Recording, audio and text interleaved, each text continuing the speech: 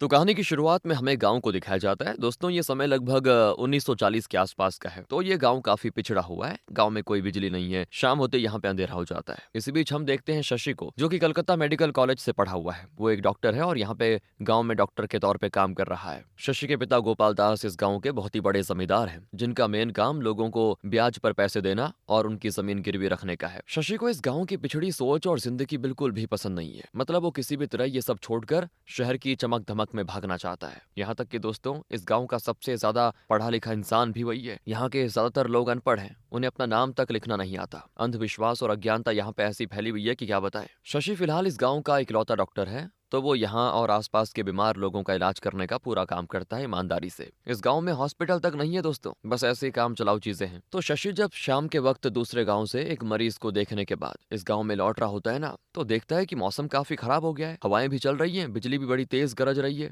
शशि फिर नाव से आते वक्त दूर पेड़ के पास एक आदमी को खड़ा देखता है, जिसे वो हारू कहकर बुलाता है। तो हारू जब कोई रिस्पॉन्स नहीं देता तो शशि बोट को उसके पास ले जाने के लिए बोल देता है। पर जाने पर वो देखता है कि हारू असल में बिजली गिरने की वजह से झुलस कर मर गया था दोस्तों। वो किसी काम से गांव के बाहर आया हुआ था और आते वक्त उसके साथ यह हादसा हो गया। फिर शशि हारू की लाश को बोट पर रखकर गांव पहुंचकर उसके बेटे पारन को उसकी मौत के बारे में बताता है, जिसके बाद फिर पारन अपने पिता का अंतिम संस्कार वगैरह करता है। असल में हारू तो अपनी बेटी मोती की शादी के लिए एक लड़का देखने के लिए गया हुआ था। वो चाहता था कि उसकी बेटी की शादी किसी पढ़े लिखे से हो। अब इस गांव में तो कोई पढ़ा लिखा था नहीं, इसीलिए वो दूसरे गांव में गया हुआ था। यहाँ दोस्तों शशि के पिता तो काफी अमीर हैं, तो वो इस गांव के गरीब और लाचार लोगों की मजबूरी का पूरा फायदा उठाकर अपना काम चला रहा होता है, जो चीज शशि को बिल्कुल पसंद नहीं होती। शशि हमेशा खुद से सवाल करता है कि वो यहाँ अपनी जिंदगी बर्बाद क्यों कर रहा है। उसे समझ ही नहीं आ रहा था कि वो करे तो करे क्या करे, क्योंकि इस गांव में रहेगा तो बर्बाद हो जाएगा। तो शशि अब जल्द ही इंग्लैंड जाने वाला है, वो यहाँ ज्यादा दिन नहीं रुकेगा। खैर अगली सुबह शशि एक लड़के को देखने के लिए जाता है, जो कि पेड़ से गिर गया था। उसके सर पे काफी चोट आ गई थी और शशि ने उसके पिता से बोला था कि बेटे को शहर के हॉस्पिटल में लेकर जाओ, लेकिन उसने शशि की एक नहीं सुनी और अब उसके बेटे की जान जा चुकी है। शशि भले ही डॉक्टर है दोस्तों, मगर वो भगवान तो नहीं है ना,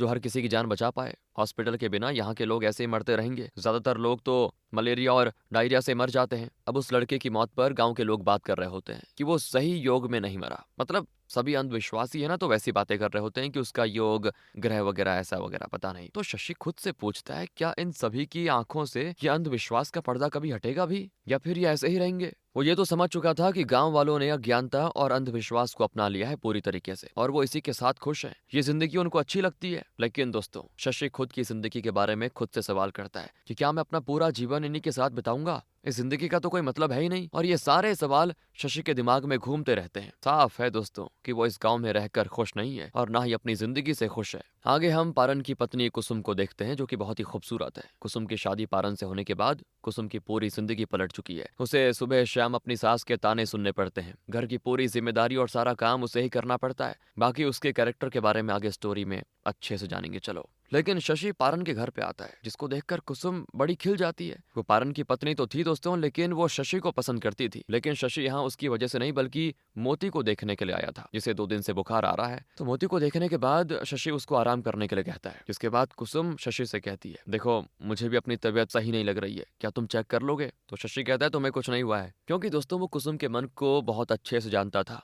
वो मुझे पसंद करती है, उसे पता था, इसीलिए वो कुसुम से दूर ही रहता है। और पारन तो बेचारा अपनी बहन मोती की शादी के लिए परेशान था, जिसके लिए कोई पढ़ा लिखा लड़का नहीं मिल रहा था। उसके पिता हारू की आखिरी इच्छा थी कि मोती की शादी जिस लड़के से हो, उसने कम से कम मैट्रिक तो किया हो। अब इस जमाने में अमीर और जायदाद वाला लड़का ढूंढना आसान था, लेकिन पढ़ा लिखा मैट्रिक पास लड़का ढूंढना बहुत ही मुश्किल। शशि फिर इसके बाद कुसुम से गांव में मिलता है। वो भी कुसुम को पसंद करता था वैसे, लेकिन खुद को रोका हुआ था। पर जब वो कुसुम से बात करता है ना, या उसको हंसते हुए देखता है, तो उसको और भी अच्छा लगता है। तो दोस्तों कुसुम से बात करने के बाद जब वो घर जा रहा होता है, तो उसको जादव पंडित नाम का एक शख्स रोकता है, जिसे वैसे शशि अपने पिता की तरह मानता है। तो जादव पंडित शशि को तो अपने बेटे की तरह मानता ही है, लेकिन उसे मॉडर्न साइंस पर विश्वास नहीं है। वो एक ज्योतिष है दोस्तों, और उसका मानना है कि ये मेडिकल साइंस ज्योतिष के आगे कुछ भी नहीं है। अक्सर इस बात को लेकर उसकी बहस शशि से होती रहती है। लेकिन दोस्तों शशि को सुकून तो पंडित के घर में ही मिलता था। मतलब पंडित की पत्नी भी उसको अपने बेटे की तरह मानती है। अब उनकी कोई अपनी संतान तो है नहीं, इसीलिए। लेकिन अब जहाँ शशि की सोच है कि शहर की जिंदगी गाँव की जिंदगी से बेहतर है, तो वहीं जादव पंडित का मानना है कि शहर में लगातार आबादी और अशांति बढ़ रही है, जबकि गाँव की शांति और भी बढ़िया है, बेहतर है।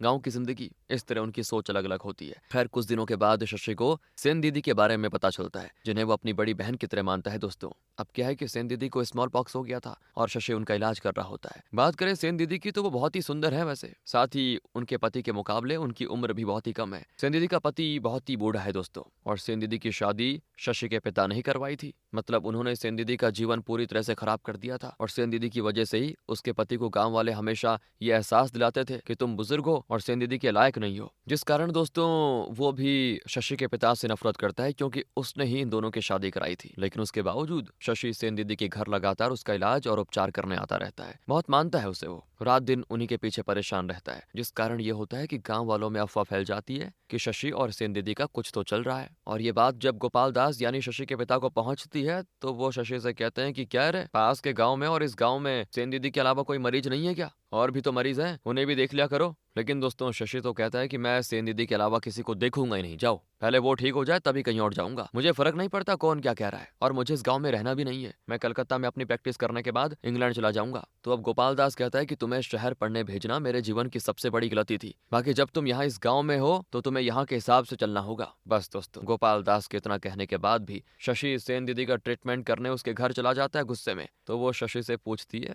मैं बच तो जाऊंगी ना, मेरे चेहरे के दाग तो चले जाएंगे ना? तो शशि कहता है बिल्कुल ठीक हो जाओगे आप। और यहाँ सेन दीदी का पति तो चाहता था कि उसकी पत्नी मर जाए। वो खुद भी कहती है शशि से कि मेरा पति तो खुश होगा अगर मैं बदसूरत हो गई तो, ताकि कोई इसको ताना ना मारे फ्यूचर में। अब दोस्तों सेन दीदी और शशि के बारे में गलत बातें पूरे गांव में फैल रही थी, और कुसुम फिर शशि से सवाल करती है कि मोती के ठीक होने के बाद तुम घर नहीं आते, क्या बात? शशि जवाब देता है कि देखो सेन दीदी जब ठीक हो जाएगी तब मैं आराम से आ जाऊंगा। अब दोस्तों इस बारे में क्या होता है कि एक दिन मोती भी ना अपनी भाभी कुसुम से कह देती है कि सेन दीदी और शशि का कुछ तो चल रहा है पक्का। तो इस बात से कुसुम गुस्सा होकर मोती को थप्पड़ लगा देती है। लेकिन हाँ, इनका ये झगड़ा ज्यादा देर तक नहीं चलता। किसी सहेली की तरह दोनों दोबारा से जल्दी बातें करने लग जाती हैं। मगर जब शशि कुसुम के घर पे आता है तो कुसुम शशि के आगे जलती हुई लकड़ी फेंकते हुए बोलती है कि यहाँ पे अब कोई नहीं है, तुम्हारी सेन दीदी तुम्हारा इंतजार कर रही होगी, जाओ। और ये शशि के लिए ताना था दोस्तों, जिसको समझकर शशि वापस लौट आता है। इसी बीच गांव में कुछ थिएटर आर्टिस्ट अपनी पूरी नाटक कंपनी के साथ आते हैं, जिनमें शशि का दोस्त कुमुद भी होता है। अब जब शशि को कुमुद के बारे में पता चलता है तो वो जाता है उससे मिलने के लिए।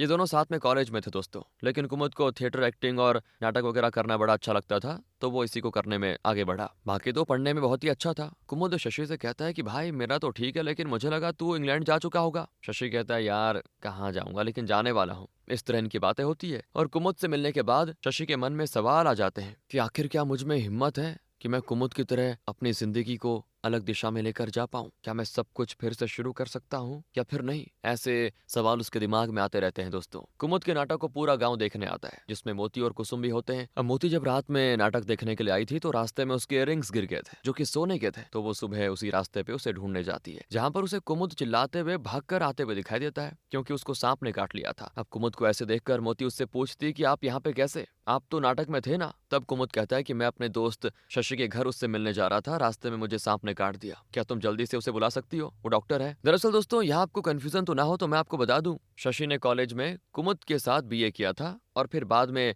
डॉक्टर की पढ़ाई की थी। अब कुमुद को ऐसे डरते हुए देखकर मोती तो हंसते हुए कह देती है कि अगर तुम्हें किसी जहरीले सांप ने काटा होगा तो डॉक्टर भी नहीं बचा पाएगा। क्या तुम्हें चक्कर आ रहे हैं या आंखों में धुंधलापन, कुछ ऐसा हो रहा है? कुमुद कहता नहीं, ऐसा कुछ तो नहीं है। तो मोती कहती तुम्हें जहरीले सांप ने नहीं काटा है। फिर मोती और कुमुद की धीरे धीरे बातें होती है दोस्तों, और ऐसे ही बातें करते करते शायद वो एक दूसरे को पसंद करने लग जाते हैं पहली ही नजर में। यहाँ मोती कुमुद से बताती है कि वो अपने कान के रिंग ढूंढने के लिए आई हुई है, और इस पर कुमुद कहता है ठीक है मुझे अपना दूसरा वाला दिखा दो, अगर मुझे ऐसा कहीं मिलता है सेम टू सेम तो मैं तुम्हें ला कर दे दूंगा। लेकिन दोस्तों कुछ ही दिनों में रोज मिलने लग जाते हैं दोनों, और कुमुद मोती को एक नई इयररिंग बनवा कर दे देता है। दोनों को एक दूसरे से प्यार हो जाता है। तो कुमुद मोती से कहता है क्या तुम मुझसे शादी करोगी? और मोती बताती है मेरे पिता चाहते थे कि मेरी शादी किसी पढ़े लिखे मैट्रिक पास लड़के से हो। कुमुद कहता है मैं तो ग्रेजुएट हूँ, मैं तो अभी तो नाटक करने दूसरे गांव जा रहा हूँ, लेकिन मैं शशि से कह दूंगा कि वो तुम्हारे भाई से हमारे रिश्ते के बारे में बात करे, मैं तब तक वापस आ जाऊंगा और तभी शादी कर लेंगे। ये सुनकर मोती बड़ी खुश हो जाती है दोस्तों, क्योंकि वो भी कुमुद को चाहती थी। दूसरी तरफ शशि जब सेन दीदी के पास जाता है तो गांव वालों की बातों से बड़ा परेशान होकर सेन दीदी इस बार दरवाजा बंद कर देती है। शशि कहता है कि सेन दीदी आपका ट्रीटमेंट अभी पूरा नहीं हुआ है, और यहाँ पे हमें पता चलता है दोस्तों कि सेन दीदी का स्मॉल पॉक्स तो सही हो गया, लेकिन इन सब में उनकी एक आंख चली गई है। इस बात से भी वो थोड़ा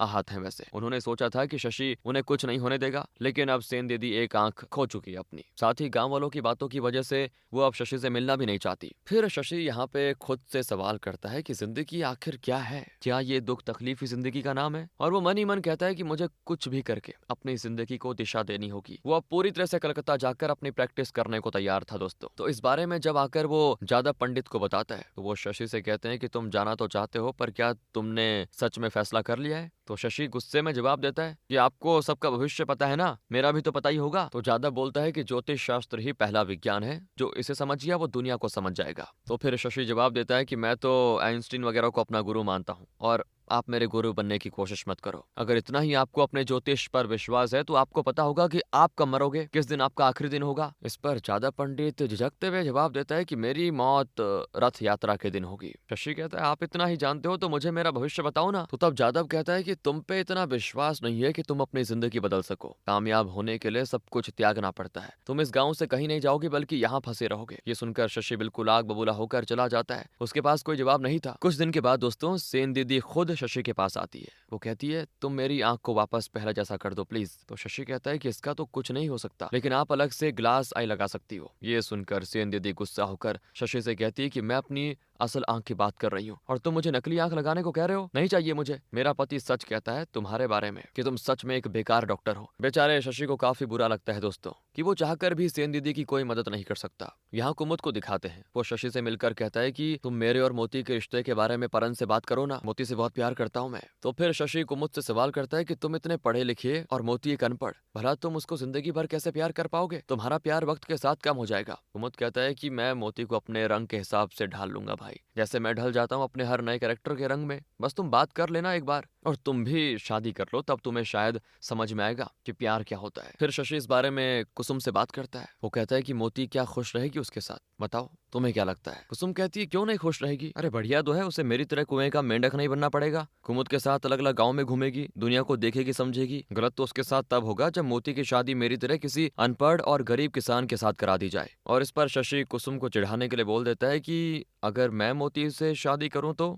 कुसुम बस हंसते हुए ये कहती है जिंदगी में अगर या मगर की कोई जगह नहीं होती। आप मोती से शादी करोगे तो ये आपको जचेगा नहीं। आप जब इस पिछड़े गांव में खुश नहीं हो तो भला किसी अनपढ़ लड़की के साथ क्या ही खुश रहोगे। मोती के लिए कुमुद बहुत ही बढ़िया है, पढ़ा लिखा है। मोती तो बस दिन गिन रही है कब उसकी शादी होगी। उसे तो यहाँ से निकलने दो, नहीं तो उसकी भी शादी किसी अनपढ़ गवार से करा दी जाएगी, जहाँ फिर वो जिंदगी भर ऐसे गुजारा करेगी। और कुसुम की बातें सुनकर शशि परन से बातें करता है और मोती की शादी कुमुद से तय कर देता है। इसके बाद रात में दोस्तों हम शशि को कुसुम के साथ देखते हैं। शशि भी अब कुसुम को पसंद करने लग गया था, मगर उसमें हिम्मत नहीं थी कि वो कुसुम को यहाँ से लेके जा सके, भले ही उसने कुसुम से प्यार किया है। कुछ दिनों के बाद कुमुद और मोती की शादी हो जाती है और कुमुद खुशी खुशी मोती को लेकर चला जाता है। इसके बाद दोस्तों एक दिन की बात है। शशि देखता है कि कुछ लोग पंडित के घर की तरफ जा रहे हैं और वहां जाने पर उसे पता चलता है कि पंडित जी ने रथ यात्रा के दिन अपनी मौत की जो भविष्यवाणी शशि से की थी वो बात पूरे गांव में फैल गई। और जादव पंडित अगर अपनी बात से मुकरता तो उसका नाम खराब होता और उसे कोई ज्योतिष नहीं मानता। दरअसल दोस्तों शशि ने ये बात परन को बता दी थी कि पंडित जी ऐसा कह रहे थे कि मैं उस दिन मरूंगा, और परन ने ये बात पूरे गांव में फैला दी कि पंडित ने खुद अपनी मौत की भविष्यवाणी की है और अब जादव पंडित को ना चाहते हुए भी रथ यात्रा के दिन मौत को गले लगाना होगा। तो शशि पंडित से ये करने के लिए मना करता है कि ये बेवकूफी है। वो कहता है कि पंडित जी आप कोई दिमाग लगाकर इस डेट को आगे बता दो, गाँव वालों को कुछ भी बता दो, वो मान लेंगे। तो पंडित की पत्नी, जिसे शशि अपनी माँ की तरह मानता था, वो भी शशि को ही दोषी मान रही होती है कि तुम्हारी वजह से सब हो रहा है। तो पंडित तब शशि से कहता है कि अगर मैं पीछे हटा तो मेरी क्या ही इज्जत रह जाएगी। तो शशि कहता है आप एक काम करो, पूरी चले जाओ, वहां ही तो रथ यात्रा होती है। ये सुनकर पंडित शशि पर भड़क जाता है, कहता है कि मजाक बना के रखा हुआ है क्या है सब? तुम इंसान के रूप में ना राक्षस हो, निकल जाओ यहाँ से। शशि सर झुकाकर अपने घर की तरफ चला जाता है। जिस दौरान दोस्तों वो सोच रहा होता है इन गाँव वालों के बारे में कि कैसे कैसे लोग हैं यार, ये बताओ कैसे किसी की मौत का इंतजार बड़ी बेसब्री से कर रहे हैं, क्योंकि अब गाँव वालों को पता था कि पंडित मरने वाला है, तो सभी बस तैयार थे कि कैसे मरेगा ये। साथ ही दोस्तों अब शशि के मन में कुमुद के लिए भी यही आती है बातें, क्या उसने मोती से शादी करके बढ़िया किया? क्या वो सच में जिंदगी को समझ गया है या फिर वो बस अपनी जिंदगी के साथ जुआ खेल रहा है? पता नहीं क्या होगा उन दोनों का। लेकिन एक बात तो साफ है, इस गांव में कोई भी जिंदगी को ठीक से समझ नहीं पाया, फिर वो चाहे अनपढ़ किसान हो, पढ़ा लिखा नौजवान हो या तजुर्बेकार बुजुर्ग। अगली सुबह शशि से मिलने के लिए कुसुम खुद आती है। वो शशि के बेडरूम को देखती है और फिर वो शशि का उदास चेहरा देखकर उसकी उदासी का कारण पूछती है। तो शशि कहता है कि मैंने पारन से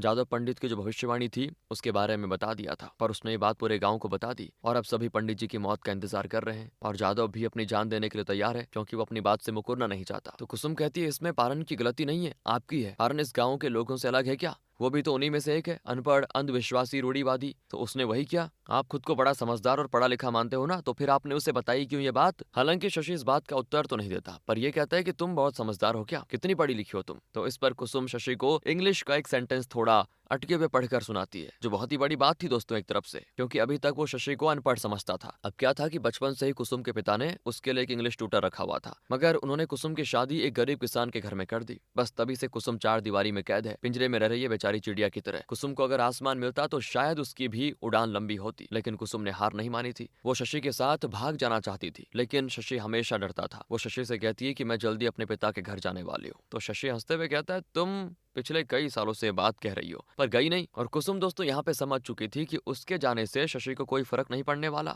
वो जाते जाते शशि से एक बात कह देती है कि जिंदगी सभी के लिए एक तरह की नहीं होती, किसी के लिए जिंदगी खुद अपने फैसले कर देती है। दूसरी ओर दोस्तों रथ यात्रा बड़ी नजदीक होती है, तो गांव वालों की पूरी भीड़ जादव पंडित के घर लग जाती है और शशि इस अंधविश्वास के कारण होने जा रहे पाप को रोकना चाह रहा था, मगर वो कुछ कर नहीं पाता। इसी बीच उसे एक आदमी के बारे में पता चलता है जिसके बेटे की नौकरी कलकत्ता में लग गई थी। वो शख्स अपने बेटे के साथ हमेशा हमेशा के लिए कलकत्ता जा रहा होता है। उसकी यहाँ पे कुछ खास ज्यादा प्रॉपर्टी नहीं थी और अब ये बात जानकर कि वो इस गांव से निकल रहा है, ये बात शशि को अच्छी नहीं लगती और वो गुस्से में जाकर उनका रास्ता रोक कर कहता है कि पहले मेरी फीस दो जो तुमने इलाज करवाया है, फिर उसके बाद जाना। तो वो इंसान कहता है कि मैं कलकत्ता जाकर दे दूंगा ना। तो शशि उससे कहता है कि पूरा हिसाब करके जाओ। और यहाँ उस शख्स का बेटा दोस्तों शशि के पिता के बारे में बोलता है कि ये अपने लालची बाप का लालची बेटा जो ठहरा, तभी तो इस तरह भीख मांग रहा है। तो फिर क्या था दोस्तों, शशि की उससे लड़ाई हो जाती है और वो शख्स आखिर में शशि को पैसे देकर चला ही जाता है। जल्द ही वो दिन भी आ जाता है जब जादव पंडित को इच्छा मृत्यु लेनी थी। उनके साथ उनकी पत्नी भी आज हमेशा हमेशा के लिए सो जाने वाली थी। दोनों पति पत्नी सभी गांव वालों के सामने आकर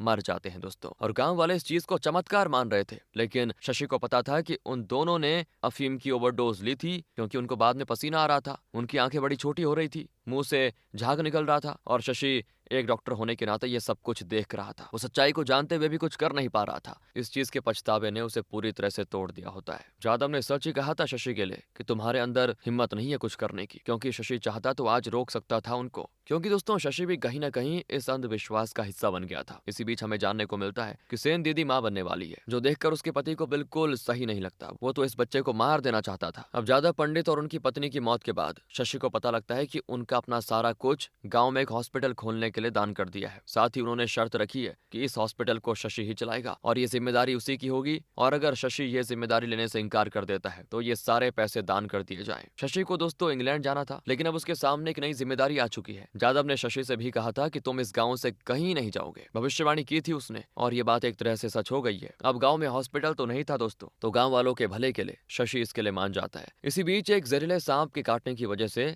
सेन दीदी के पति की मौत हो जाती है। दूसरी तरफ कुछ महीनों के बाद गांव में एक हॉस्पिटल खोल दिया जाता है, जो कि एक पुरानी जगह या बिल्डिंग को रेनोवेट करके बनाया गया है। शशि अपनी इस नई जिम्मेदारी में पूरी तरह व्यस्त हो जाता है। तभी उसे पता लगता है कि कुसुम पारन और अपने पूरे परिवार के साथ अपने पिता के गांव के लिए हमेशा हमेशा के लिए रहने जा रही है, क्योंकि कुसुम के पिता की वहां पे काफी जमीन थी और साथ ही वो अकेले भी थे, और बाकी कुसुम और पारन की जो प्रॉपर्टी यहाँ थी उस सब को बेचकर वो जाने वाले थे। इस बार ये मजाक नहीं था दोस्तों। शशि को अपनी गलती का एहसास हो जाता है और वो कुसुम से जाकर अकेले में मिलता है, कहता है मुझे माफ कर दो, चलो हम साथ में यहाँ से भाग चलते हैं, मैं तुमसे सच में प्यार भी करता हूँ। और कुसुम तो हंसते हुए कहती है कि मैंने आपसे कहा था ना कि जिंदगी अगर मगर से नहीं चलती, अगर आप खुद जिंदगी में फैसले नहीं लेते हो तो जिंदगी खुद आपके लिए फैसला कर लेती है। वो जाते हुए शशि से कहती है आप इस गांव में रहोगे मरते दम तक, क्योंकि आपके अंदर का डर आपको यहाँ से निकलने नहीं देगा। अगले दिन दोस्तों कुसुम को जाते हुए देख शशि को बड़ा दुख होता है। फिर इसके बाद एक दिन शशि के पिता गोपाल दास उसके पास आते हैं और वो शशि से तुरंत सेन दीदी के घर जाने के लिए कहते हैं, क्योंकि उनका बच्चा पैदा होने वाला था, उसे एक डॉक्टर की जरूरत थी। यहाँ पर रिवील होता है कि सेन दीदी के पेट में जो बच्चा था दोस्तों वो गोपाल दास यानी कि शशि के पिता का था। उनका और सेन दीदी का आपस में अवैध संबंध था। शायद इसीलिए गोपाल दास ने सेन दीदी की शादी एक बुजुर्ग व्यक्ति से करवाई थी, ताकि उनके और सेन दीदी के रिश्ते के बारे में किसी को पता ना चले। इसीलिए दोस्तों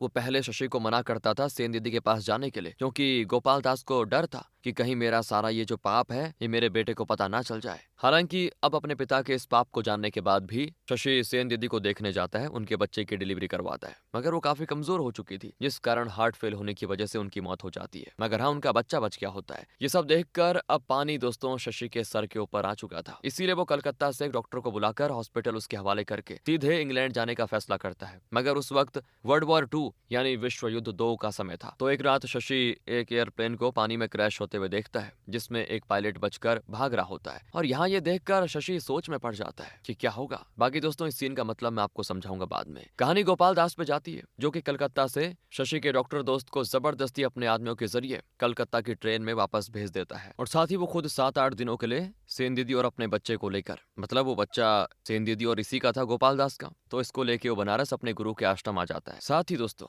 गोपाल दास ने शशि को मैसेज दे दिया होता है कि वो कुछ दिन के लिए रुक जाए और जब हम वापस आ जाएंगे तब चले जाएगा। पर इस बार शशि ने फैसला कर लिया था कि वो अब नहीं, बस खत्म। जिंदगी को नई राह देने के लिए उसने फैसला कर लिया था दोस्तों। वो अब इस गांव में एक पल नहीं रुकना चाहता था, क्योंकि यहाँ पे हर तरह की कुरीतियां और अंधविश्वास है जिससे शशि निकलना चाह रहा था। साथ ही उसका अपना यहाँ बचा ही कौन है, जो भी थे वो सब दूर हो चुके हैं। शशि उन सभी जगहों पर एक आखिरी बार जाता है, मगर जब बारी आती गाँव की सीमा के बाहर कदम निकालने की तो वो हिम्मत नहीं कर पाता। उसका डर उसको जकड़ लेता है, वो अपने कदम पीछे कर लेता है। साथ ही उसके अंदर ये हिम्मत नहीं थी। शशि कुछ सोचकर वापस लौट जाता है दोस्तों अपने घर की तरफ। उसे शायद समझ आ गया था कि जिंदगी में कभी भी कर्म और जिम्मेदारियों से नहीं भागना चाहिए। वो यहाँ रहकर भी जब जिंदगी को नहीं समझ पाया, उसे बदल नहीं पाया, तो भला वो बाहर जाकर कैसे ही जिंदगी को बदल लेगा।